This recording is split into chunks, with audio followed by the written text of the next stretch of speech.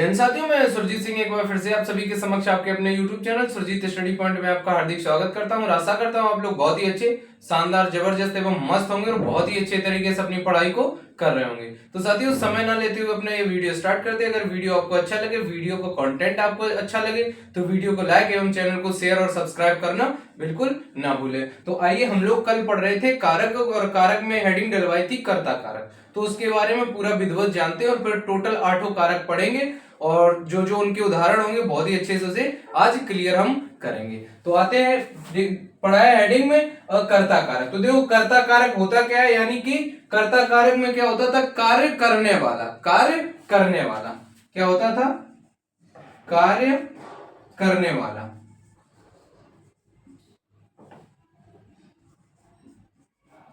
कार्य करने वाला कौन होता है, यानी कि कर्ता कारक। और इसका चिन्ह कौन होता है, इसका जो चिन्ह होता है वो होता है ने, यानी कि जिसे बोलते हैं कर्ता ने। ठीक है, विभक्ति पूछी जाए तो कौन सी विभक्ति होती है, वहां पे प्रथमा विभक्ति होती। कौन सी विभक्ति होती, प्रथमा विभक्ति होती है। अब देखते हैं कर्ता कारक। तो देखो इसके उदाहरण, और तब अच्छे से आप लोगों को क्लियर हो जाएगा। जैसे कि लिखा है कि राकेश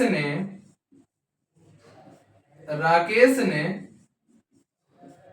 रोटी खाई। राकेश ने रोटी खाई, तो देखो ने चिन्ह आ रहा है ना, यानी कि राकेश ने रोटी खाई। अगर क्या करें, हम इसको ने को बंद कर लें या ने को यहां से स्किप कर दें, तो देखो अब बताओ, अब इसमें इसका उच्चारण करके देखो क्या ये सही लग रहा है। राकेश रोटी खाई, राकेश रोटी खाई, कुछ समझ में आ रहा नहीं आ रहा है। यानी कि वाक्य क्या होता है, जब तक कारक और कारक विभक्ति चिन्ह नहीं लगते हैं तो क्या होता है, वाक्य वो अधूरा अधूरा सा लगता है, इसलिए इनका प्रयोग इसमें किया जाता है। तो यहाँ पे क्या है, राकेश ने रोटी खाई, राकेश ने रोटी खाई। तो ने किसका बोध करा रहा है, यानी कौन सा कारक है इसमें कर्ता कारक है। कौन सा कारक है, कर्ता कारक है इसमें। ठीक है, अब देखते हैं नेक्स्ट एग्जांपल। देखो दूसरा उदाहरण जो है वो है, जैसे लिख लो कि मदन ने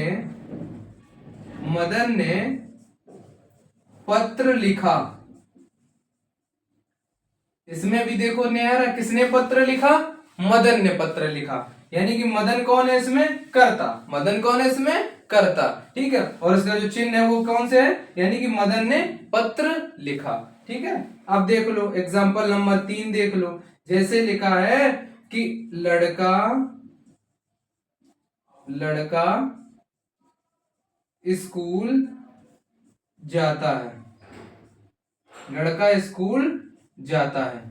और एक और लिख लो चौथा नंबर, वो लिख लो कि सीता गाना गाती है, सीता गाना गाती है। तो अब इसमें आप लोग ये कहोगे कि भैया इसको हम कैसे पहचाने, इसमें तो कहीं कोई चिन्ह ही नहीं नजर आ रहा है, इसमें तो कोई चिन्ह ही नजर नहीं आ रहा, तो इसे हम पहचाने कैसे, तो वो देखो मेरे दोस्त, ऐसे पहचानना है कि देखो लड़का स्कूल जा रहा है, यानी क्या हो रहा है, कार्य कर रहा है ना, वो कार्य क्या कर रहा है, वो कहां जा रहा है, स्कूल जा रहा है। और इसमें क्या, सीता गाना गा रही है। अगर यहाँ पे लिख दे सीता ने गाना गाया, लड़का स्कूल जाता है। ठीक है, अब यहाँ पे देख लो, अब यहाँ पे और देख लो, इसका जो होता है ना, इसका नाम वो क्या होता है। अगर इसमें ये ना मिले तो इसे क्या कहते हैं, इसमें क्या होता है कि विभक्ति कैसी होती है, विभक्ति छिपी हुई होती है। कैसी विभक्ति होती है, छिपी हुई विभक्ति होती है। तो नोट करके यहाँ पे लिख लेंगे कि इसमें विभक्ति छिपी हुई होती है। इसे क्या कहते हैं, इन्हें शून्य कारक या अप्रत्यक्ष विभक्ति कहते हैं। अप्रत्यक्ष विभक्ति कहते हैं क्योंकि, और शून्य कारक इसलिए कहते हैं कि इसमें क्या होता है कि इसमें कोई कारक दिखाई नहीं देता, इसीलिए क्या बोलते हैं, क्या कहते हैं, इसमें छुपी हुई इसमें क्या होता है कि छुपी हुई विभक्ति होती है ना, इसीलिए इसे क्या बोलते हैं, शून्य कारक बोलते हैं। ठीक है, और ये किस में आता है, इसमें क्या होता है कि इसमें कारक नजर नहीं आता है कहीं, इसमें कारक कहीं नजर नहीं आता है। अब देखते हैं आगे, अब नेक्स्ट हेडिंग डालते हैं कर्म कारक।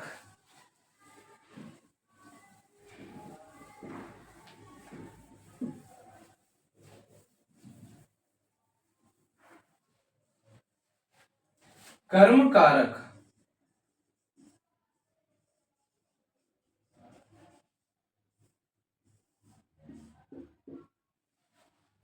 तो देखो कर्म कारक क्या होता है, कर्म कारक की पहचान क्या लिखाई थी, यानी कि जिस पर क्रिया का प्रभाव पड़े, यानी कि जिस पर क्रिया का प्रभाव पड़े। लिखते हैं जिस पर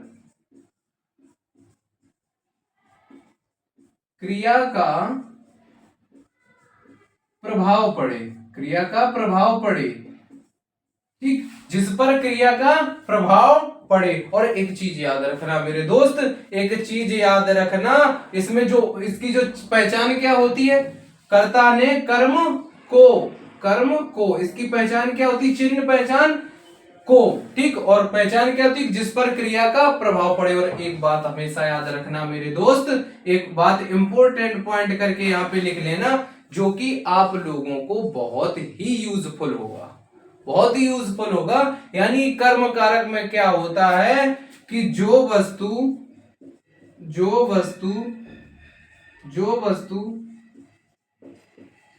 हमेशा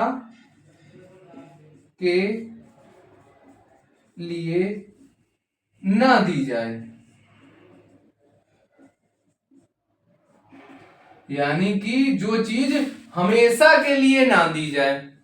अब आप लोग कहोगे भैया ऐसा क्यों लिखवाया, जो चीज हमेशा के लिए ना दी जाए, तो वो जब आगे आएगा ना, आगे संप्रदान कारक जब आएगा ना, तो संप्रदान में एक हेडिंग पड़ी होगी और उसमें क्या होगा कि संप्रदान में जो चीज हमेशा के लिए दी जाए, जो चीज हमेशा के लिए दी जाए, वहां पे कौन सा कारक होता है, वहां पे संप्रदान कारक होता है। और अगर यहाँ पे पूछा जाए कि जो वस्तु हमेशा के लिए ना दी जाए, हमेशा के लिए ना दी जाए, वहां पे कौन सा कारक होता है, वहां पे कर्म कारक होता है, वहां पे कर्म कारक होता है। एक पॉइंट और करके लिख लो, पॉइंट नंबर दूसरा, यानी कि गमन वाले, गमन का मतलब क्या होता है, स्थान परिवर्तन, यानी कि यहां से गए, गमन का मतलब क्या होता है, चलना फिरना, ठीक है, यानी कि गमन की बात हो, जहां पे किसकी बात हो, गमन की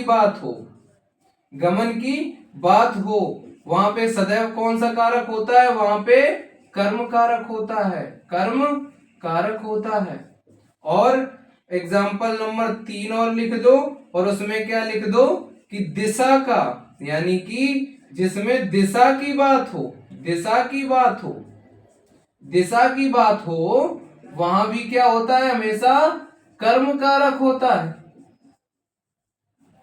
ये पॉइंट जरूर डिनोट कर लेना कि जिससे आपको ढूंढने में कोई प्रॉब्लम नहीं होगी, जब आप ढूंढ रहे होंगे कि कर्म कारक कौन है और संप्रदान कारक कहां है, ठीक है, जब ये आप ढूंढ रहे होंगे ना, तो आपको बिल्कुल दिक्कत नहीं होगी, इसलिए इन पॉइंटों को जरूर नोट कर लेना, ठीक है। अब देखते हैं आगे, और इसके देखते हैं उदाहरण। अब उदाहरण क्या है, तो वो देखो, उदाहरण में जैसे लिखा है कि माता जी कपड़ों को धो रही हैं, माता जी कपड़ों को धो रही हैं। अब देख लो यहाँ पे विभक्ति चिन्ह कौन सा आ गया है, को, इसलिए तो पहचान लिया, विभक्ति चिन्ह का आ गया है को, यानी कि माता जी कपड़ों को धो रही हैं। और को विभक्ति चिन्ह जहां जाए वो किसका निर्धारण करता है, वो कर्म कारक का निर्धारण करता है। अब देखते हैं आगे, एग्जाम्पल नंबर दूसरा देखते हैं, और उसमें लिखा है कि राम वन को जाते हैं, राम वन को जाते हैं, तो देखो गमन वाला है, पहली बात तो इसमें को लगा है, ठीक है, पहली बात तो इसमें को ही लगा है। अगर ये लिख दे, अगर को ना लिखे कि राम बन जाते हैं, यहाँ में देख लो, यहाँ पे देख लो, यहाँ पे अगर हम को हटा दे और लिख दे राम बन जाते हैं, तो भी क्या होगा, यहाँ पे किसकी बात की गई है, यहाँ पे पॉइंट नंबर 2 यानी कि गमन की बात की गई, यानी कि जाने की बात की गई है। तो वहां पे क्या होगा, यहाँ पे गमन की बात की गई है, तो यहाँ पे कौन सा कारक होगा, यहाँ पे कर्म कारक होगा, यहाँ पे कर्म कारक होगा। क्यों, और अगर इसमें को लगाओ तो को लगा भी सकते हो। अब जैसे सीधी सी बात है, एग्जामिनर क्या करेगा, एग्जामिनर तुम्हें भटकाने के लिए क्या करता है कि उसे को छिपा देता है, को ही छिपा देगा और फिर पूछेगा कि राम वन जाते हैं। अगर ये पूछ लिया, फिर आप ये कहोगे कि भैया ने तो हमें ऐसा पढ़ाया नहीं था, भैया ने तो मुझे ये बताया ही नहीं था कि यहाँ पे कर्म कारक होता है। लेकिन मेरे दोस्त, इसीलिए हम पहले से ही तुमसे वादा कर चुके हैं, पहले से ही वादा कर चुके हैं कि बिल्कुल टेंशन नहीं लेना, हिंदी के मामले में बहुत ही अच्छे से फंसा देंगे पूरा, ठीक है। अब देख लो, यहाँ पे क्या लिखा, राम वन को जाते हैं। अगर यहाँ पे को नहीं भी होता है, यानी कि गमन की बात हो, वहां पे सदैव क्या होता है, कर्म कारक होता है। अब देखते हैं एग्जाम्पल नंबर 3, और वो देख लेते हैं दशा की बात। यहाँ पे दिशा की बात की हो, जैसे कि लिखा है कि हमारे घर के चारों तरफ, चारों ओर लिख लो या तरफ लिख लो, चारों ओर बगीचा है, बगीचा है। अब इसमें कहोगे भैया इसमें तो के लगा है, इसमें तो के लगा है, ठीक है। तो आप ये कहोगे भैया ये तो शायद संबंध में आता है, संबंध का की के री आता है ना, फिर कहोगे भैया ये तो संबंध कारक का है। लेकिन मेरे दोस्त, अभी हमने ये पॉइंट आपको क्या लिखवाया था कि जहां पर दिशा की बात हो, दिशा कहां पे है इसमें, चारों ओर, तीनों ओर, दोनों ओर, जहां पे दिशा की बात हो जाए तो वहां पे कौन सा कारक होता है, वहां पे कर्म कारक होता है। वहां पे कौन सा कारक होता है, वहां पे कर्म कारक होता है, ठीक है। अब देखते हैं नंबर 3 और हेडिंग डालते हैं कर्ण कारक।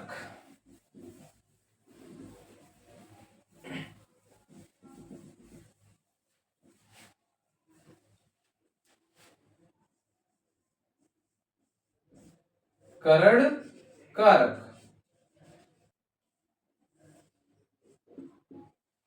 इसमें क्या होता है, इसमें भी हमने पहचान क्या लिखवाई थी, पहचान लिखवाई थी कि किसी वजह या साधन की बात हो, किसकी बात हो, वजह या साधन की बात हो, लिखेंगे वजह या साधन की बात हो। वहां पे कौन सा कारक होता है, वहां पे कौन सा कारक होता है, वहां पे कर्ण कारक होता है। और पहचान चिन्ह क्या बताया था, वो बताया था से, और से का मतलब ही क्या था, साधन, ठीक।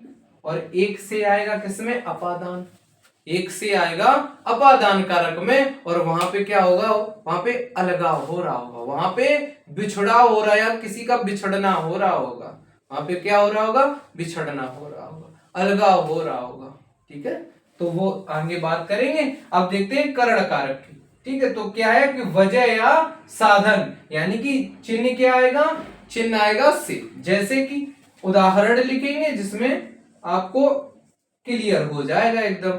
जैसे कि उदाहरण लिखा है कि बच्चे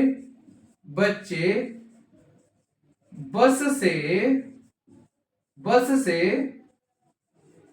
स्कूल जाते हैं। तो देखो, और यहां पे क्या होता है, के द्वारा,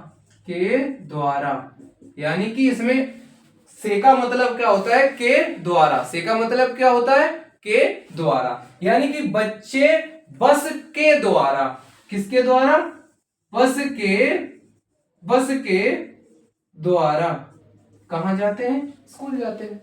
बच्चे बस के द्वारा स्कूल जाते हैं, और इसमें क्या लिखा, बच्चे बस से स्कूल जाते हैं। तो ये से का निर्धारण कौन कर रहा है, यानी कि कर्ण कारक, ठीक है। अब देखते हैं आगे, नेक्स्ट उदाहरण जो होगा वो होगा, जैसे लिख लो कि माताजी ने चाकू से सेब काटा या फल काटा, कुछ भी लिख दो, लेकिन सेब ही कटवा दो। अब क्या होगा कि माता जी ने चाकू से सेब काटा। अब आप लोग ये कहोगे भैया इसमें ने आ गया, इसमें तो ने आ गया, और आपने पढ़ाया था कर्ता ने पढ़ाया था ना।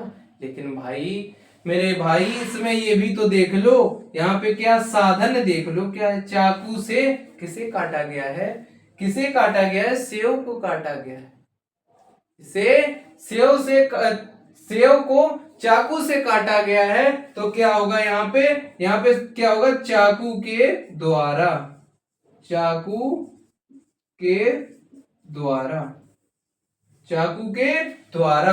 तो यहाँ पे क्या हो जाएगा, यहाँ पे क्या हो जाएगा, यहाँ पे हो जाएगा कर्ण कारक। कौन सा कारक हो जाएगा, यहाँ पे कर्ण कारक हो जाएगा। अब देखते हैं आगे और एग्जाम्पल नंबर 3 देखते हैं। जैसे लिखा है कि वह लंगड़ा है, वह कैसा है, वह लंगड़ा है। अब ये कहोगे भैया ये क्या है, वह लंगड़ा है, इसमें तो कुछ समझ में ही नहीं आ रहा है कि इसे क्या करें। तो मेरे भाई आप ये समझो कि वह किससे लंगड़ा होगा, पैर से ही तो लंगड़ा होगा, हाथ से तो लंगड़ा नहीं होता है, कान से तो लंगड़ा नहीं होता है, होता है कि नहीं होता है, वहां से नहीं होता है, क्या होता है, पैर से लंगड़ा है, इसलिए यहाँ पे से लगाना कोई उचित नहीं है। लगा भी सकते हो, वह पैर से लंगड़ा है, लिख दो यहाँ पे, यानी कि एक नोट बना के यहाँ पे लिखेंगे, यानी कि क्या हो, यानी कि इसमें अंग भंग हो, क्या हो, अंग भंग हो, अंग भंग हो, तो वहां पे कौन सा कारक होगा, वहां कर्ण कारक होगा। जहां पे अंग भंग हो, अभी अंगी भंग तो है, जैसे हाथ से लूला बोल दिया, जैसे बोल दिया वह लूला है, तो क्या बोलोगे, कहां से लूला, हाथ से ही तो लूला होगा कि पैर से लूला होगा, पैर से लंगड़ा होता है और हाथ से क्या होता है, लूला होता है। ठीक है, अब देखते हैं आगे एग्जाम्पल नंबर 4 देख लेंगे। और अगर लिखा है कि अभी 6 बजे हो, अभी कितने बजे हो, शायद अभी, यानी कि शायद नहीं जोड़ो, इसमें बोल दो कि अभी 6 बजे हो। तो एक बात याद रखना कि जहां पे किसका बोध हो, यहाँ पे समय पूछा, किसकी बात हो, समय पूछा हो, जहां पे क्या पूछा हो, समय पूछा हो, तो वहां पे कौन सा कारक होता है, वहां कर्ण कारक होता है। कौन सा कारक होता है, कर्ण कारक, जहां किसकी बात हो, समय की बात हो। और जहां पे अंग भंग हो, यानी कि जहां पे कोई शरीर का हिस्सा ना हो और उस कारण उसको, वो अंग भंग के कारण जो भी पार्ट गायब हो उससे उसका नाम डिनोट किया जाए, तो वहां पे कौन सा कारक होगा, वहां कर्ण कारक होगा, सदैव कर्ण कारक होगा। ठीक है, अब देखते हैं आगे। अब नेक्स्ट हेडिंग डालेंगे और लिखेंगे संप्रदान कारक।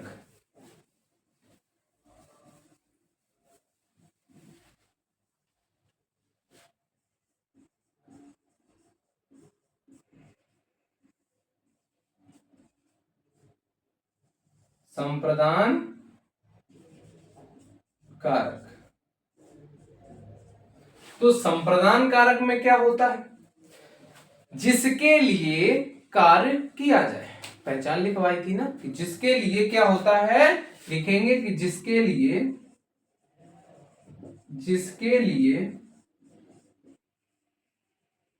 कार्य किया जाए, जिसके लिए क्या है, जिसके लिए कार्य किया जाए। और अभी हमने जब कर्ण कारक पढ़ा रहे थे ना, कर्ण कारक पढ़ा रहे थे, उसमें क्या बताया था, उसमें से का चिन्ह आता था, किसके लिए, उसमें से का चिन्ह आता था, यानी कि कर्ण कारक में क्या था, कर्ण कारक में नहीं, कर्ण नहीं, कर्म कारक में, सॉरी, कर्म कारक में क्या था, कर्म कारक में था कि जो वस्तु हमेशा के लिए ना दी जाए। कर्म कारक में क्या था कि जो वस्तु हमेशा के लिए ना दी जाए, यानी क्या होता था, वो चीज रिटर्न हमको मिल जाती थी। जैसे हमने दिया, यानी कि हमने बुक अपनी ली और अपने दोस्त को दी थी, हमने बुक अपनी ली और अपने दोस्त को दे दी, तो क्या हम दोस्त से दोबारा अपनी बुक नहीं लेंगे? लेंगे ना। जब हमें जरूरत पड़ेगी कि भाई मुझे पढ़ना है, अब मुझे मेरी बुक वापस कर दो, तो क्या कहेंगे कि वो बुक मेरी मुझे वापस कर दो। ठीक है। और इसमें क्या होता है, इसमें होता है कि जो वस्तु लिखेंगे, जो वस्तु हमेशा के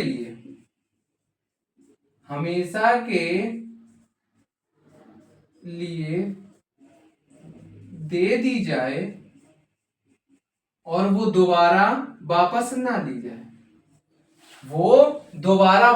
ना ली जाए, जैसे कि उदाहरण देखो, समझ में आ जाएगा। उदाहरण देखो और क्या है इसमें, क्या होगा, और इसका जो चिन्ह होता है वो क्या होता है, संप्रदान के लिए। चिन्ह क्या होता है, के लिए। क्या लिखा होगा यहाँ पे, के लिए, ये हो जाएगा इसका चिन्ह। चिन्ह क्या हो जाएगा, के लिए। तो अब देखते हैं उदाहरण। तो उदाहरण क्या है, जैसे कि लिखा है कि मैं दिनेश के लिए चाय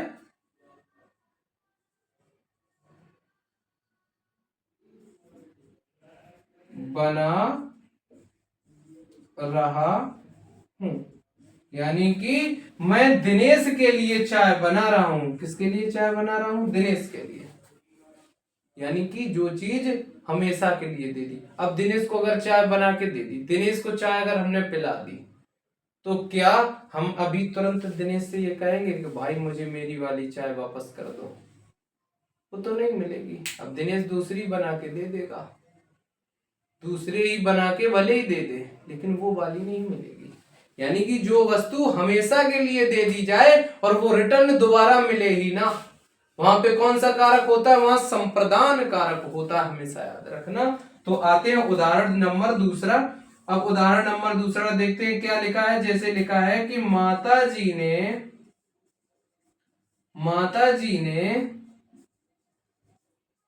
भिखारी को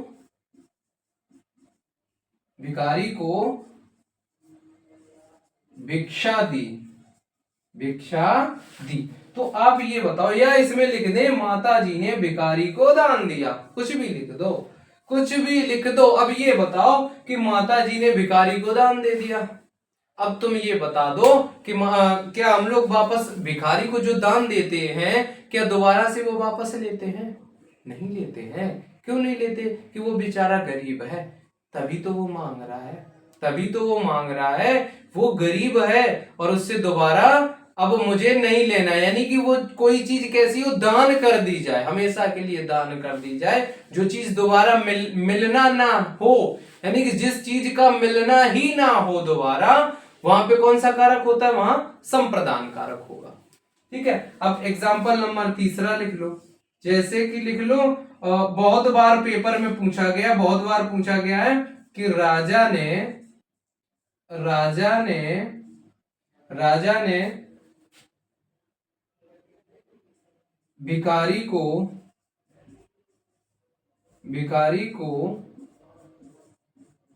वस्त्र दिए। ये बहुत पेपरों में पूछा जा चुका है। ये बहुत से पेपरों में यही वाला सेम क्वेश्चन पूछा जा चुका है। तो आप लोगों को इसमें बिल्कुल करने में टाइम नहीं लगेगा, क्योंकि भैया ने मुझे बताया था। आप लोग यही सोचोगे कि भैया ने मुझे बताया था कि जहां पर कोई चीज दान दी जाए, जहां पर कोई चीज हमेशा के लिए दान दी जाए, वहां पे कौन सा कारक होता है, वहां पे सदैव संप्रदान कारक होता है। भैया ने बताया था, कभी गलती नहीं करना। अरे भाई साहब, अगर कोई कहे भी ना कि इसमें संप्रदान कारक नहीं, तो भाई साहब लगा देना 2-3 कि क्यों गलत बता रहे, भैया ने मुझे सही बताया था। ठीक है, बाद में हम देख लेंगे आके, लड़ नहीं जाना भाई। चलो अब एग्जाम्पल नंबर लिख लो 4 और लिख लो इसमें कि गौरी के लिए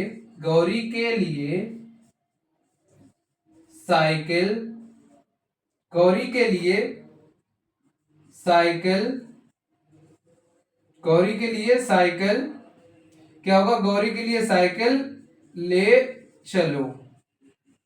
अब जैसे हम बोल दे कि गौरी के लिए साइकिल ले चलो, गौरी के लिए साइकिल ले चलो, तो क्या होगा कि अब हमने जैसे मान लिया गौरी को दे दी, छोटी सी बिटिया है मान लो इतनी बड़ी, ठीक है, इतनी बड़ी गौरी है और उसके लिए हम छोटी सी एक साइकिल लेके जाते हैं, छोटी सी एक साइकिल लेके जाते हैं और हमने गौरी को क्या किया, दे दिया। अब ये बताओ तुम मुझसे क्या कहोगे गौरी से कि नहीं गौरी अब मेरी साइकिल मुझे दो और हम चलाएंगे, अब हम ये तुम्हें कभी नहीं देंगे। यानी कि क्या हुआ, हमने तो गौरी को साइकिल हमेशा के लिए दे दी। क्या होगा यहाँ पे, हमने तो गौरी को हमेशा के लिए साइकिल दे दी, तो वहां पे कौन सा कारक होगा, यानी कि जो चीज हमेशा के लिए दे दी जाए वहां पे कौन सा कारक होगा, सदैव संप्रदान कारक होगा। ठीक है, सदैव संप्रदान कारक होगा। अब नेक्स्ट हेडिंग डालेंगे और नेक्स्ट हेडिंग डालेंगे और लिखेंगे अपादान कारक।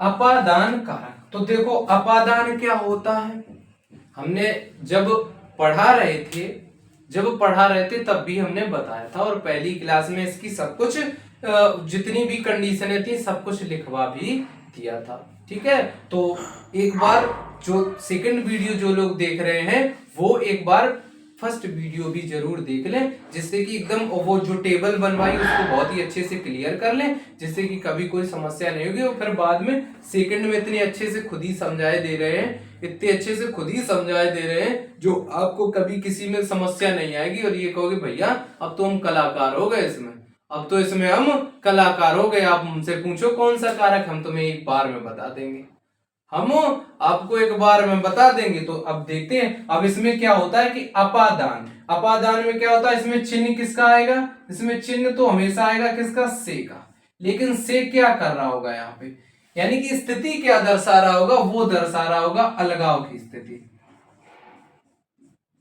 अलगाव की स्थिति, अलगाव की, या फिर इसे ही बोल देते हैं पृथक्करण। पृथक्करण का मतलब भी क्या होता है, अलग करना, यानी कि अलग करना। ठीक, और भी बोल सकते हैं कि भैया क्या बोल सकते हैं इसे, डिवोर्स होना, डिवोर्स होना।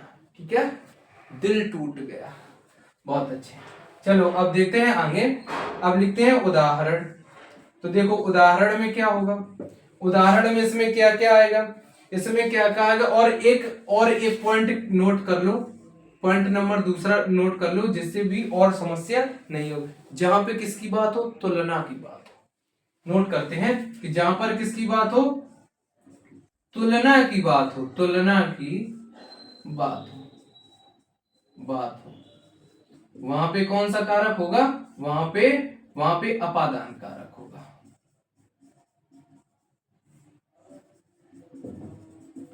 कौन सा कारक होगा वहां पे अपादान कारक होगा। अब देखते हैं आगे कैसे होगा, उदाहरण देखो तो समझाएंगे। अब पहले तो देख लो अलगाव वाली स्थिति, तो देख लो एक पहला उदाहरण जो कि बहुत बार पेपरों में पूछा गया है, कौन सा, पेड़ से पत्ता गिरता है, पेड़ से पत्ता गिरता है। तो देख लो पेड़ से, यानी कि ये से किसका निर्धारण कर रहा है, अपादान का, और वो भी कैसे कर रहा है, पेड़ से पत्ता गिरता है। अब बताओ पेड़ ये है माना कि, और पेड़ से क्या हुआ, पत्ता गिर गया, तो क्या हुआ, पेड़ से अलग तो हो गया ना, पेड़ से अलग ही तो हो गया है ना, पेड़ से अलग हो गया, यानी कि जो चीज अलगाव की स्थिति को दर्शाती हो, यानी कि पेड़ से जब पत्ता गिरेगा वो अलग हो जाएगा। जैसे हम बोल दें कि हम कानपुर से दिल्ली जा रहे हैं, हम कानपुर से दिल्ली जा रहे हैं, तो बताओ हम कानपुर से अलग हुए ना, दिल्ली को जाने के लिए अलग ही तो हुए ना, तभी तो बोला ना हम कानपुर से कहां जा रहे हैं, दिल्ली जा रहे हैं, जैसे हमने बोल दिया। तो अब इसमें क्या अलगाव की स्थिति है ना। ठीक है, अब आगे समझ लो, पेड़ से पत्ता गिरता। एग्जाम्पल नंबर दूसरा, तुलना वाला देखो एक और लिख लो, तुलना वाला एक और लिख दो, तो उसके बाद में फिर और भी एग्जांपल इसके करवा देंगे। जैसे लिखा है इसमें सीता, सीता जो है किससे, गीता से, सीता गीता से तेज दौड़ती है। अब देख लो इसमें क्या है, तुलना तो की जा रही, किसकी की तुलना की जा रही, कि सीता गीता से तेज दौड़ रही। किसकी तुलना किससे कर रहे, यानी कि सीता की तुलना किससे कर रहे, गीता से, यानी कि जो सीता है वो किससे, गीता से तेज दौड़ती है। और यहां पे पहली बात तो से का चिन्ह भी आ जाएगा, और फिर तुलना की बात होगी, वहां पे तुलना की बात होगी। नहीं तो आप ये जोड़ लो भैया ये तो संबंध सा लग रहा है, लेकिन नहीं मेरे दोस्त, यहाँ पे क्या होगा, सीता गीता से तेज दौड़ती, जहां पे तुलना की बात हो जाए वहां पे कौन सा कारक होगा, वहां पे अपादान कारक होगा। ठीक है, अब देखते हैं आगे, एग्जाम्पल नंबर 3 लिख लो। एग्जाम्पल नंबर 3 लिख लो, जैसे कि मोहन, मोहन जो है किससे, सोहन से, सोहन से, सोहन से सुंदर है, सुंदर है। तो देखो यहाँ पे क्या है, यहां भी तो तुलना की जा रही, किसकी तुलना, मोहन की तुलना सोहन से, यानी कि मोहन जो है सोहन से सुंदर है। यानी कि जितने भी तुलनात्मक वाले वर्ड आएंगे, यानी कि जिससे तुलना की जा रही होगी, तो वहां पे क्या होगा, वहां पे सदैव कौन सा वो होगा, वहां पे अपादान कारक होगा। ठीक है, अब उदाहरण नंबर 4 देख लो। उदाहरण नंबर 4 देख लो, जैसे लिख लो एक और, ये प्रश्न बहुत पूछा जाता है, बहुत बार पिछले वाले यूपीपी में भी ये पूछा गया था, और एसआई में भी पूछा था, और जो अभी जीडी निकला है ना, जीडी 2024 वाला, उसमें भी पूछा गया था। और उसमें ये क्या था कि हिमालय, हिमालय जो हिमालय है ना, हिमालय से गंगा निकलती हैं, हिमालय से गंगा निकलती हैं। क्या है इसमें कि हिमालय से गंगा निकलती हैं। तो देख लो यहां पे क्या है, हिमालय से गंगा निकलती हैं। तो आप लोगों को ये समझ में आ रहा होगा कि यानी कि हिमालय से क्या हो रही, गंगा अलग हो रही है, यानी कि वहां से निकल रही है ना, यानी कि उससे अलग हो रही है। तो क्या होगा, यहाँ पे अलगाव की स्थिति जहां पे दर्शाए, वहां पे कौन सा कारक होता है, वहां पे अपादान कारक होता है। ठीक है, अब नेक्स्ट हेडिंग डालेंगे, और हेडिंग नंबर 6 डालेंगे, और वहां पे क्या लिखेंगे, संबंध कारक।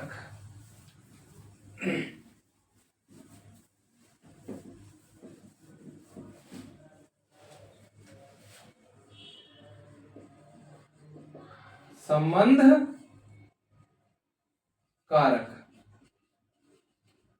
तो देखो संबंध कारक जो होता है, इसमें क्या होता है, यानी कि संबंधता को दर्शाता है। किसको दर्शाता है, संबंधता को। और इसमें चिन्ह कौन बताए थे, तो चिन्ह हम लोग नोट करेंगे, क्या होते हैं, का, की, के, रा, री, रे और ना, नी और ने। चिन्ह कौन कौन से आते हैं, काकी के, रारी रे और नानी रे। और क्या होता है, संबंध को दर्शाता है। किसको दर्शाता है, संबंध को दर्शाता है। जैसे कि उदाहरण देख लो, उदाहरण देख लो, जैसे लिखा है कि राम का भाई, राम का भाई दौड़ रहा है। अब देखो लिखा है राम का भाई दौड़ रहा, तो देखो किसका यहाँ पे हुआ यूज, यहाँ पे का यूज हुआ। अब यानी कि का क्या दर्शा रहा है, यानी कि भाई है किसका, राम का, यानी कि राम का संबंध किससे, उसके भाई से दर्शा रहा है। तो यानी कि का बोध यहाँ पे क्या करा रहा है कि ये कौन सा कारक है, यहाँ पे संबंध कारक है। ठीक है, एग्जाम्पल नंबर दूसरा लिखेंगे। तो एग्जाम्पल नंबर जो दूसरा होगा वो लिख लो, जैसे लिख लो कि वह वर्दी मेरी है। किसका बोध हो गया, री।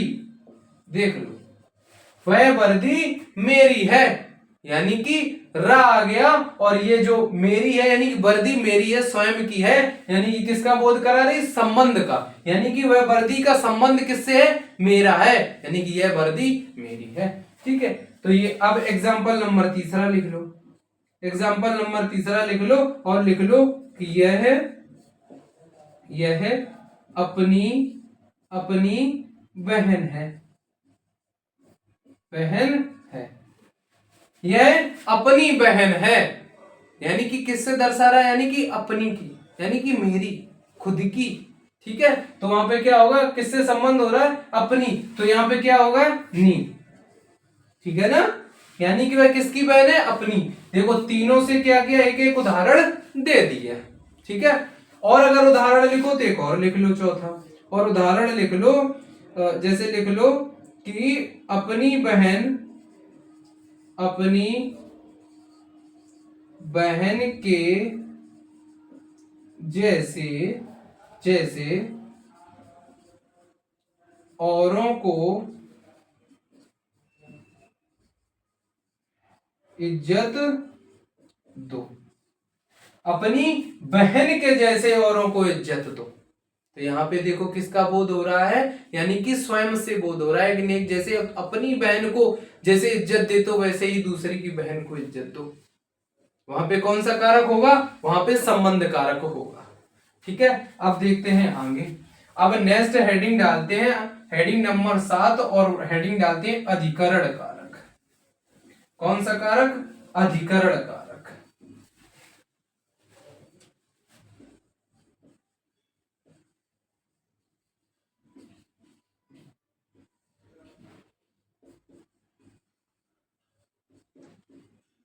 देखो अधिकरण कारक क्या होता है, अधिकरण कारक में जो चिन्ह बताए थे वो किसके बताए थे, में और पर। क्या आता है इसमें, में या पर। तो देखो उदाहरण देखो, क्लियर हो जाएगा। उदाहरण क्या कहता है, जैसे लिखा है कि बंदर बंदर डाल पर बैठा है। क्या आ गया है, पर, और किस पे बैठा है, डाल पर। यानी कि क्या करा रहा है, यानी कि बंदर डाल पर बैठा है, बंदर डाल पर बैठा है। यानी कि पर किसका बोध करा रहा है, अधिकरण का। पर किसका बोध करा रहा है, अधिकरण का बोध करा रहा है। एग्जाम्पल नंबर दूसरा, जैसे लिखा है, जैसे लिखा है कि वीर सिपाही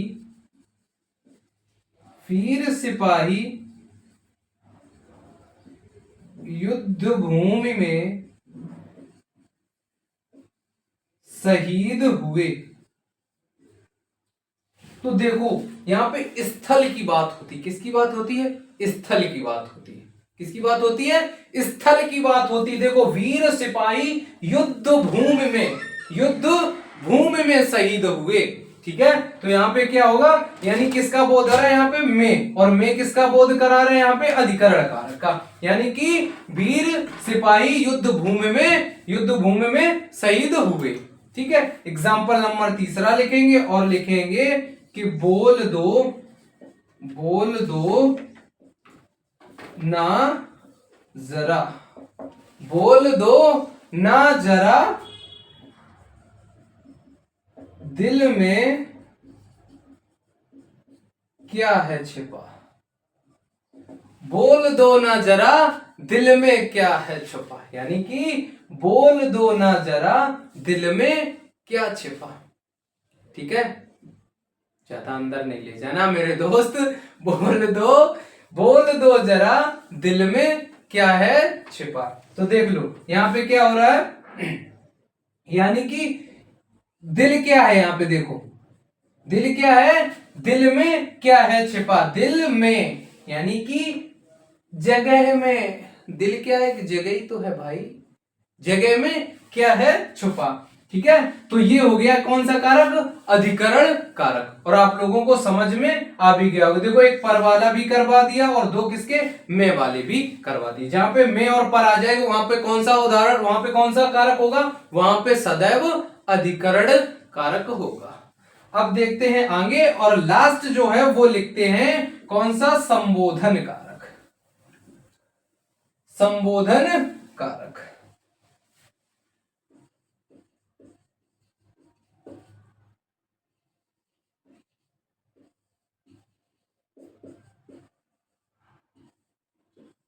संबोधन कारक।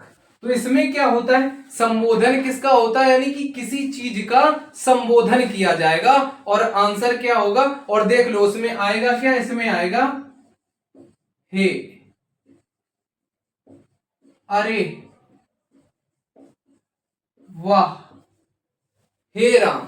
यानी कि जो ये है साइन, विस्मयादि बोधक जो साइन बोले जाते हैं ना संबोधन वाले, यानी कि ये चिन्ह जहां पे दिख जाएंगे, और कहीं कहीं तो नहीं भी दिखते, पहली बात तो ज्यादातर संबोधन में यही चिन्ह ही दिख जाते हैं, तो सीधे वहां पे कौन सा कारक हो जाता है, वहां पे संबोधन कारक हो जाता है। जैसे कि उदाहरण देख लो, बिल्कुल क्लियर हो जाएगा। उदाहरण जैसे लिखा है कि हे राम, हे राम, हे राम, यह क्या हुआ, यह क्या हो गया, हे राम यह क्या हो गया।